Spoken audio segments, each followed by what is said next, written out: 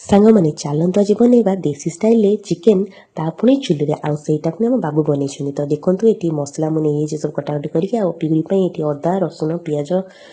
डालचीनी गोलमरीच इन सब बाटी नहीं गोटे देखो ये कढ़ई बसई दी टी गरम है गोटा मसला दी दी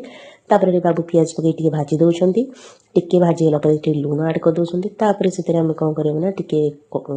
लंका गुंडा को आड करदे कहीं कलर लंका गुंडा को टी आड करदेला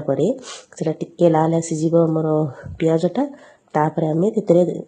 आड करदे कौन ना अदा रसुण पेस्ट ताकू टे भलसे कषिदेला आम से देदेबा हलदी हलदी भी मुठे 2 चामच नहीं आम देदेबा चिकेन मसला दे सारापर टी पुणी कषिदेबा ये मुझे देदेছি टमाटो टमाटो को कषिदेला ये रखी कंचा ग्रीन मटर ताको पकई देसी पुणी से कषिदेला ये लास्ट को मुझे चिकेन देती चिकेन को भलसे कषाकषि कर रेडी करदे जमी चिकेन पानी मरी आसला तापर मुझे एक्सट्रा गरम पानी रखी ये आड कर देखो मोर फाइनाल हो गला चिकेन करी ये मुझे गरम मसला और धनिया गुंडा पकई देती यहाँ हूँ आम चिकेन फाइनाल लुक तो आप भिडियो भल लगे लाइक शेयर सब्सक्राइब।